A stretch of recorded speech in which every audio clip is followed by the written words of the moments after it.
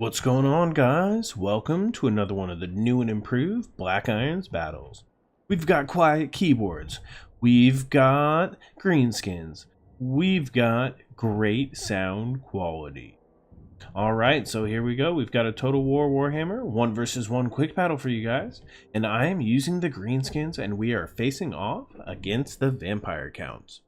So for my army, I decided to switch it up for you guys, bring something a little bit different, and I've cheaped it out with my hero. So you see my legendary lord isn't so legendary at all. He is a Night Goblin Warboss. And I really stripped him down, and all I really brought him for was to have a Tormentor sword, as well as WAAAAAAGH. So I figured, I mean, he was like 700 gold, so he allowed me to really beef up the rest of my army. Here in the front, you see I went for some Savage Orcs, and that is just because typically against the vampire accounts, you'll face against a lot of zombies and skeleton spearmen and stuff like that. So these Savage Orcs will cut right through them, and you see I did put a couple of chevrons in each one, so it has increased their stats a little bit there, and they should be able to do even more damage. Here on each flank, we do have a group of biggins, and it was recently pointed out to me that biggins actually do have a pretty good melee attack. Plus, they do have an okay anti-large bonus. So if you look there, they do have an 8 bonus per large. So that actually gives them not too bad. They're more of a generalist with an anti-large buff there. We've got 2 groups of black orcs, which of course are my favorite infantry there, and then we do have the orc shaman, of course, with the foot of Gork, and also with WAAAAAAGH and not WAAAAAAGH, sorry. Here we go, and I think we also have Fist of Gork also.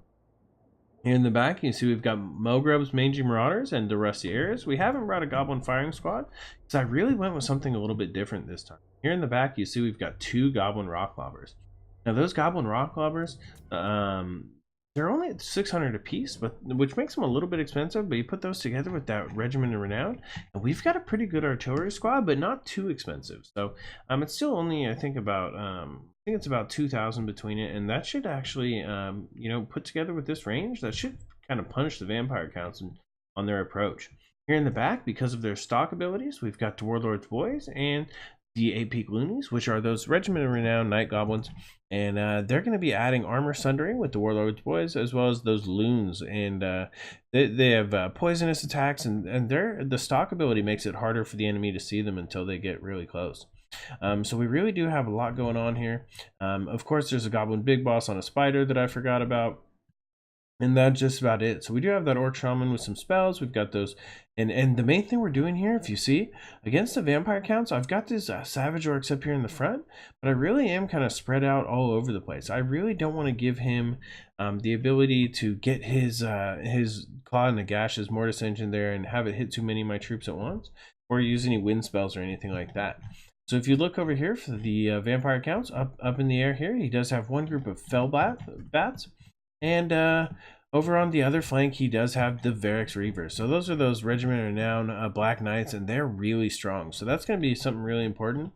I would want to try to target, that is almost always what I try to get my Foot of Gork to do. So I'll send out my Goblin Big Boss and try to Foot of Gork that real quick. Here up in the sky, you see he does have the Red Duke on top of that. Oh man, look at that is just nasty. He's got Elsif, he's got Sword of Anti-Heroes, he's got, a good number of spells, but not too many. So he knows what he's doing. He's got all the right spell picks, and he's also got a Terrorgheist here. So that is, that is a pretty much 2 Terrorgheists there. That is nasty, and that'll be some trouble. I already mentioned the Claw and the Gash that he has there in the back. He's also got a couple of groups of Graveguard, some with great weapons, and I believe he's got one without. I don't know if I can see it there. He's got maybe it was all great weapons. So he does have those 3 groups of Graveguard with great weapons, and he's also got a bunch of skeleton warriors and zombies, as vampire counts typically do, filling it in.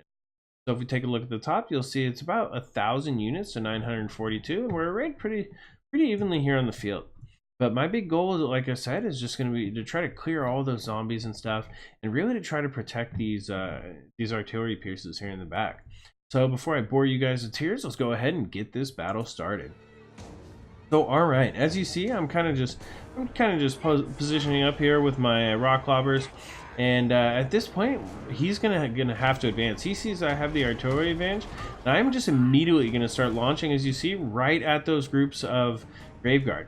Now, as you also see, I'm kind of trying to launch cross here, because since they're moving up, I'm hoping that I'll kind of be able to slam in diagonally into those thin lines and do a little bit more damage that way. Over here on the left, I see the fell bats approaching, so I am going to go ahead and move my Mogrubs and my rusty arrows over there to try to take a shot at it.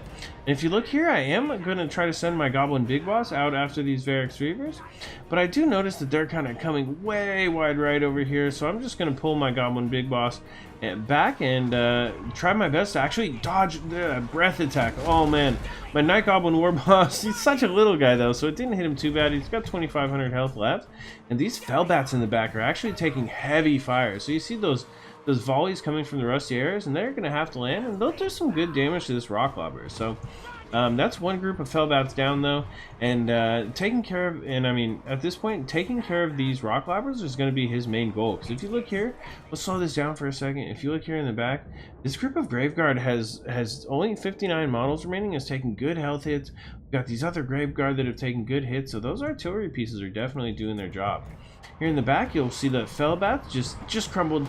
They're gone, and there's some zombies over here that are gonna kind of get engaged there with Mogrubs. I don't think that should be too much trouble, and Mogrubs should be free of them pretty soon. But here in the back, the next thing is to go ahead and try to catch these Varix Reavers. In the front, you'll see that the Savage Orcs have engaged against the Skeleton Warriors. Those Savage Orcs will have no problem. I mean, they're going to get one kill after another. But the main thing is that we are going to lose these artillery pieces. So here in the back, we got the Goblin Big Boss. We got him on these Varix Reavers. But there is just nasty, nasty Terrorgheists landing all over. Here in the back, those zombies are taken care of. So I'm going to have to get all my backline units trying to take care of these big threats here in the back.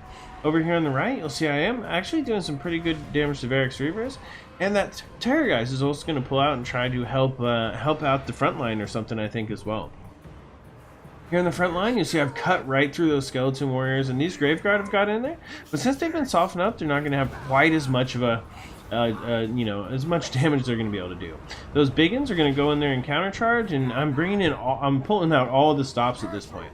He's got those Varix Reavers in there. They're taking out that Rock Lobber again, but at this point that's okay with me, because now we're going to start firing in there. We've got our Night Goblin Warboss around to keep people okay, and we're just firing with those rusty arrows, and they'll actually do some really good damage to these Varix Reavers while attention is elsewhere. Here on this side, you see we have kind of cleared out. We're doing okay. We haven't got the Rock Lobber back on its we haven't got the Rock Lobber attached yet onto its catapults.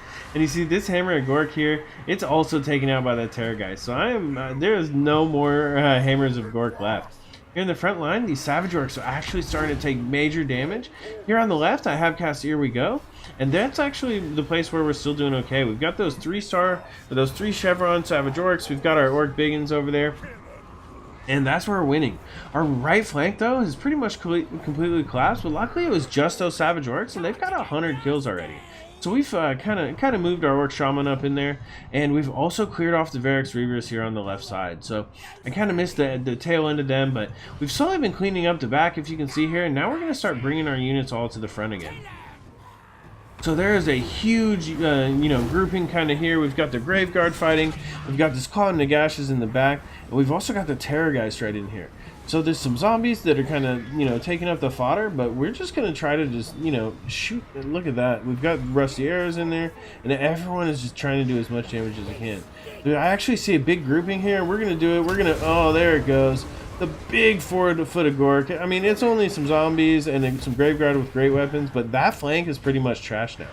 So all of those units are going to be down. You see the last volley of units coming in here, and all of a sudden this Terrorgeist pretty much finds itself in an island alone. Although I am down pretty heavily. If you see here, look at the balance of power is not in my favor. I'm going to continue fighting it out though, because at this point the Red Duke is on the ground.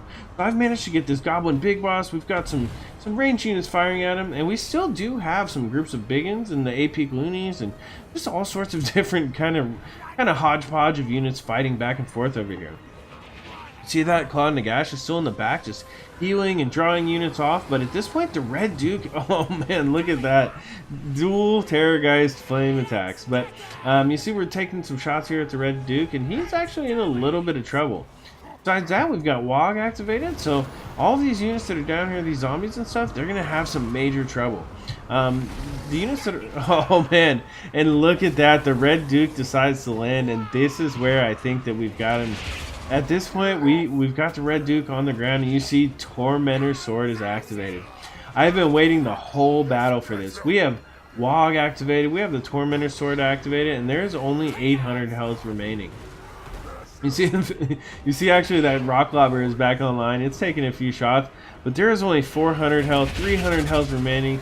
You see that the Red Duke is kind of surrounded in here. Let's see if we can see that final hit. Oh man, look at that. There's a Rock Lobber, just nailed him in the back. He's got 234 health. I don't know, let's go ahead and let's hit play. I don't know if I can get it. Oh man, there he goes. Down he goes. The Red Duke is down. And I think that brings it a little bit closer to being in my favor.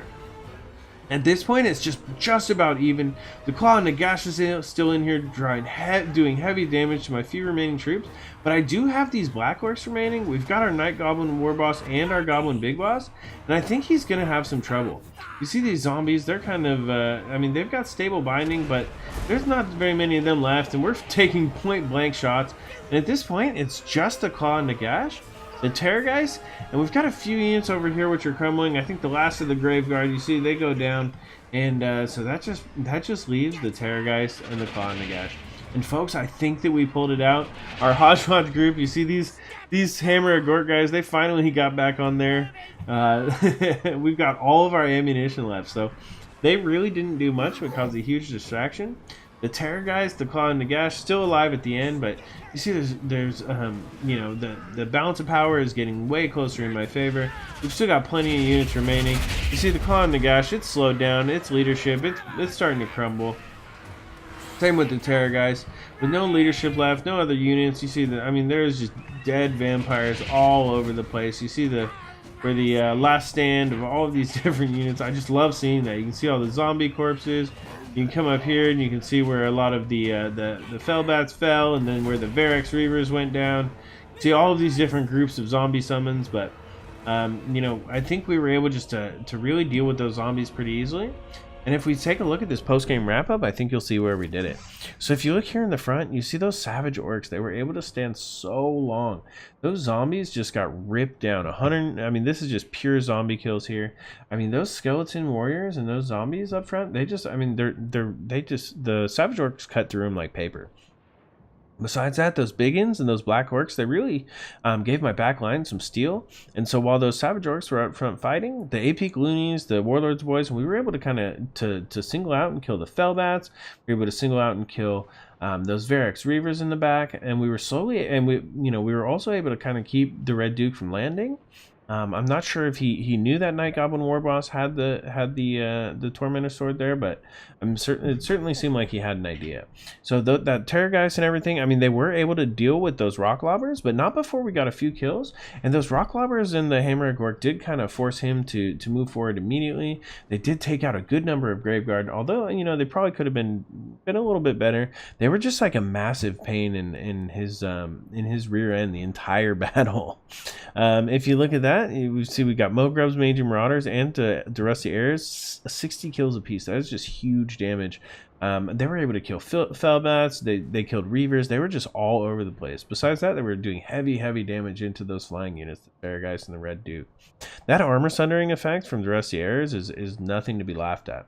So everything on my team, I mean, everyone had hundreds of kills. I mean, with all those summons, it's expected, but you saw we were able to get 100 kills with that Orc Shaman. We got a big foot of Gork there on a group of Graveguard, and they killed some zombies, but overall, I mean, it was just a pretty good battle. If you take a look over here at Cowgirl's army, 562 losses I took, and a lot of them were on the Red Duke and that Terrorgeist. And if you see, I mean, those Graveguard did get their kills. So the Graveguard were in there, and they were fighting against those Savage Orcs, and they were able to kill them, but they weren't able to cut through those Black Orcs. By the time they got to them, it was just too little too late. They were kind of separated, chopped out, and killed.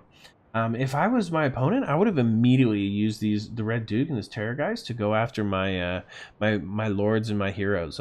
The Greenskins, the number one problem we always have is our reliance on the heroes, and so with that, when I was distracted with those Fellbats and those Verex Reavers, he should have been jumping on top of my goblins and my shaman with these big heavy units. He could have taken him out no problem, used some zombies to kind of clear his trails, and that would have left me in a lot worse of a place. I mean, at that point, that Orc Shaman, as easy as he is to kill on foot, I was still dropping big here we goes and big footed gorks there at the end of the battle, and it would just been a lot better for my opponent if he had chased me off the field. Other than that, I mean, he was really able. He was able to kind of shut down those Rock Lobbers and stuff like that. But I mean, realistically, I feel like it's really hard because I knew these, a lot of these units were coming, and I really feel like I picked well to kind of counter the units that he was going to bring. Overall, though, it was a great game. My opponent, Deep Elite Cowgirl, and I want to thank you guys all so much for watching. Please subscribe for more great online content. This is Black Iron, and this has been another one of Black Iron's Battles.